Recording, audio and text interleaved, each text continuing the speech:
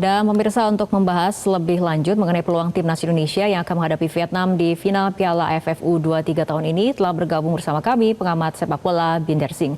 Selamat sore Bung Binder. Selamat sore Mbak Fitri. Baik Bung Binder, Vietnam kan mendominasi turnamen Piala AFF U23 dengan menjadi juara sebanyak 2 kali. Nah, bagaimana Anda melihat kekuatan Vietnam di Piala AFF 23 tahun ini? Kalau soal kekuatan tahun ini sama, mereka adalah tim yang merupakan favorit ya untuk menjadi juara ya, bersama juga dengan timnas kita. Maka itu kan sekarang ketemunya kan di final ya. Kalau dari awal saya memang sudah bisa melihat bahwa Thailand itu tidak sekuat seperti tahun sebelumnya. Jadi tidak seperti pada tahun 2023 lalu ya. Tapi kalau Vietnam ini masih tetap kuat. Memang mereka tidak memakai pemain yang sama kan, sudah ada banyak lagi regenerasi. Tapi tetap mereka adalah tim yang kuat dan mereka juga layak ke final sama seperti timnas kita. Dan cara bermain mereka juga masih sama, yaitu mengandalkan pressing, power, passing, speed. Jadi sebetulnya kalau kita melihat dari tahun ke tahun, ya bentuk permainan Vietnam siapapun pelatihnya, ya akan sama, mengandalkan agresivitas, mengandalkan kekuatan possession, mengandalkan kecepatan, dan juga banyak melepaskan tendangan-tendangan dari luar kotak penalti biasa mereka. Oke. Baik, Bung Binder, Anda tadi katakan kedua tim menjadi favorit juara, Indonesia dan juga Vietnam. Artinya apa yang paling harus diwaspadai dari Vietnam oleh timnas Garuda Muda ini? Kalau menurut saya pressing ya dari para pemain Vietnam ya, karena mereka kan melakukan pressing ini secara fisikal ya, artinya mengandalkan kekuatan fisik mereka. Jadi pada saat nanti mereka bertahan, mereka akan lebih banyak memberikan gangguan kepada para pemain timnas kita. Jadi para pemain kita itu harus kuat untuk bisa memproteksi bola, jangan sampai melakukan salah passing. Karena transisi dari Vietnam itu kalau yang saya lihat sepanjang AFF U23 yang tahun 2025 ini adalah yang terbaik transisi ya untuk memulai sebuah counter attack, mereka adalah yang terbaik. Jadi asumsi saya di pertandingan final besok mereka akan pakai taktik seperti itu, memberikan gangguan, coba untuk merebut bola, tapi switching play-nya mereka akan lakukan cepat. Nah artinya yang pertama para pemain timnas kita jangan sampai kehilangan bola di tengah atau pada saat lagi merancang serangan. Dan yang kedua harus juga cepat menutup ruang karena para pemain Vietnam ini daya jelajahnya memang cukup bagus. Oke. Mengenai pressing dan juga gaya permainan, ini kan Vietnam tadi juga sudah disebutkan oleh Bung Binder, kan dikenal dengan permainan yang keras. Ini bahkan Ketua Umum PSSI Erick Thohir mengimbau para pemain timnas ini untuk tidak takut bermain keras saat menghadapi Vietnam. Nah, bagaimana komentar Anda? Saya pikir para pemain timnas kita sudah menunjukkan ya lawan Thailand ya. Thailand juga mainnya cukup keras, bahkan banyak pelanggaran keras yang mereka lakukan kepada para pemain timnas U23 kita.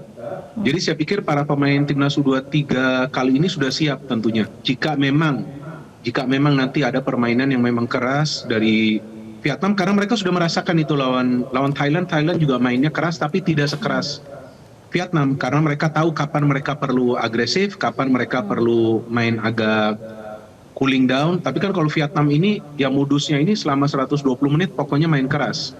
Artinya para pemain kita harus siap untuk melakukan counter pressing dengan cara yang benar.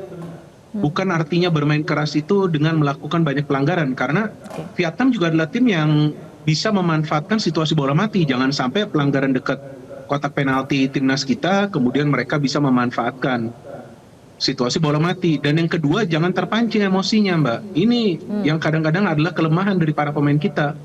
Jadi jangan sampai terpancing emosinya dengan trik-trik mereka bermain keras, nanti mengganggu para pemain timnas U23 kita. Karena kalau terpancing emosinya nanti nggak akan bisa fokus di pertandingan final. Kalau bagi para pemain Vietnam, itulah cara mereka bermain. Mereka akan kemungkinan memakai cara-cara seperti itu. Tapi sebaliknya dari para pemain timnas kita jangan sampai terpancing emosinya. Oke, soal pemilihan starting 11, jika kita melihat dari pertandingan terakhir timnas saat menghadapi Thailand di semifinal, menurut Anda komposisi pemain dan formasi seperti apa yang akan diturunkan dan diterapkan oleh pelatih Gerald van den Berg di final nanti? Ya, terlepas dari masih belum pasti ya, Arkan Fikri dan juga Tony Firmansyah akan bermain di final, tapi saya pikir tidak akan ada banyak perubahan ya yang dilakukan oleh Gerald di starting lineup. Karena yang bermain lawan Thailand itu sebetulnya menjalankan tugasnya cukup baik, kecuali ya kalau kita mau menilai secara fair, Dion ya yang kesulitan ya bermain di tengah ya, karena 2 kali kehilangan penguasaan bola dan dalam transisi dia tidak begitu cepat. Jadi mungkin juga nanti Ahmad Maulana Sharif yang akan dimainkan sebagai gelandang, dia bermain baik di posisi tersebut di Piala AFF Senior akhir tahun lalu. Mungkin kalaupun ada perubahan 1 atau maksimal 2, karena pemain-pemain lain menjalankan tugasnya dengan baik. Oke, soal cedera yang dialami oleh Jens Reven, bagaimana kemudian Anda melihatnya? Apakah kemudian nanti Coach Van den Berg ini akan ada sosok untuk menggantikannya, seperti apakah Hoki Caraka atau bagaimana? Kalau sejauh ini kan kita belum mendapatkan kepastian ya, apakah Jens Reven memang akan absen di pertandingan final. Memang dia jalan terpincang-pincang, dia kesulitan jelang akhir pertandingan lawan Thailand, karena seperti yang tadi saya katakan, Thailand itu memang sudah bermain keras lawan timnas kita. Tapi saya pikir seharusnya dia bisa bermain ya di final ya. Namun seandainya dia tidak bermain, kemungkinan Hoki Caraka lagi yang akan dimainkan menggantikan Jens Reven, karena memang Hoki juga adalah striker murni. Kan nggak ada pilihan lain bagi Gerald kan. Jadi kalau memang Jens tidak bisa bermain, maka kemungkinan Hoki yang akan bermain. Oke. Mengenai sosok Arkan Fikri sendiri, Bung Bindar, kehilangan Arkan Fikri di lini tengah pada saat menghadapi Malaysia dan juga Thailand kan sempat membuat permainan Indonesia berubah. Nah, menurut Anda, apabila nanti kemudian Arkan main di final, apakah akan menjadi kekuatan dan motivasi tersendiri bagi timnas U23?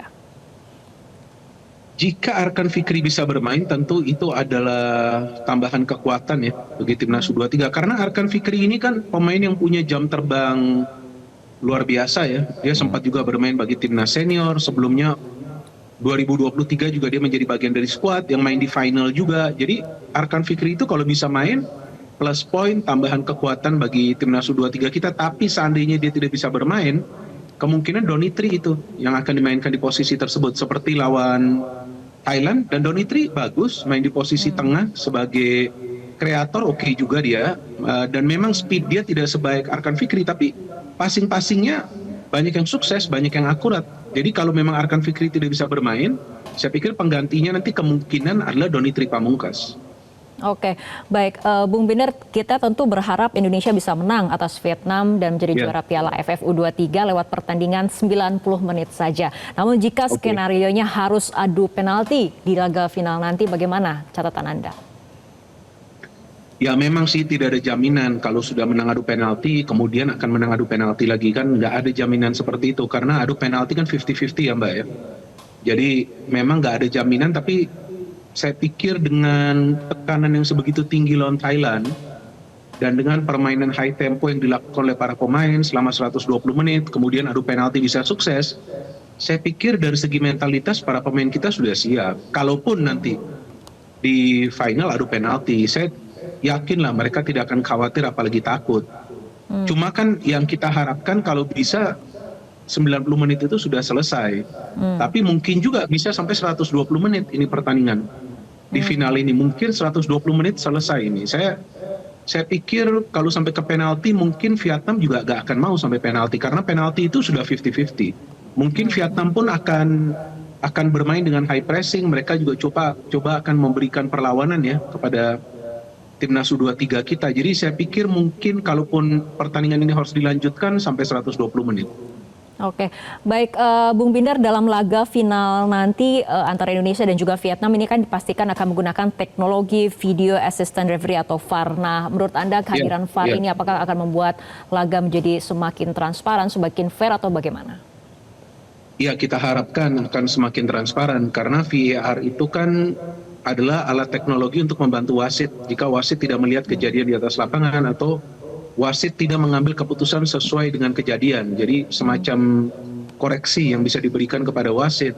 Karena pada tahun 2023 lalu kan kita tahu ya, banyak kejadian-kejadian kontroversial di pertandingan final tersebut yang memang merugikan timnas Indonesia kita pada saat itu. Jadi dengan adanya VAR, yang saya harapkan pengambilan keputusan jika ada yang tidak sesuai bisa dikoreksi oleh wasit, atau bisa diberikan masukan oleh wasit yang berada di ruang VAR kepada wasit yang memimpin di atas lapangan. Karena itulah VAR kan. VAR itu sebagai alat teknologi untuk membantu wasit Oke, baik Bung Binar, pertanyaan terakhir, bermain sebagai tuan rumah dan di hadapan dukungan penuh dari para supporter, bagaimana optimisme Anda terhadap penampilan Indonesia melawan Vietnam pada laga final besok? Kalau saya dari awal sebelum turnamen ini dimulai memang sudah optimis bahwa timnas U23 kita bisa menjadi juara. Mau ketemu tim manapun di final, karena yang kita harus pahami, para pemain yang berada di dalam skuad ini sudah punya sebetulnya yang namanya jam terbang dan pengalaman. Kan mayoritas bermain di U20 sebelumnya, masuk ke Piala Asia. Terus ada juga beberapa di antaranya main di Piala AFF Senior akhir tahun lalu. Jadi kalau dari segi jam terbang ini sudah bagus. Maka itu adu penalti lawan Thailand pun mental mereka kuat.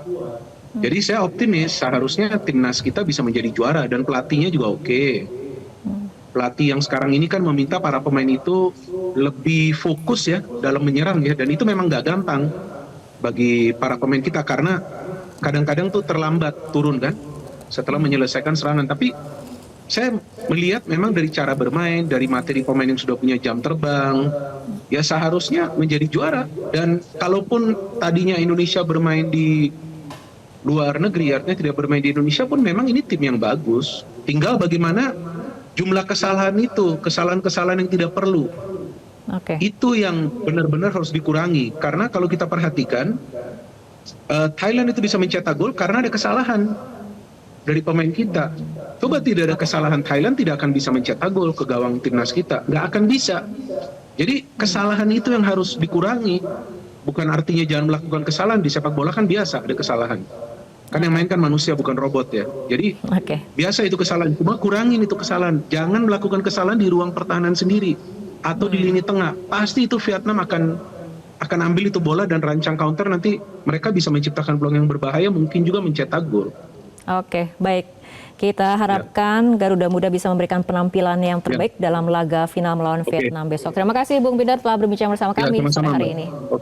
Jelajahi cara baru mendapatkan informasi. Download Metro TV Extend sekarang.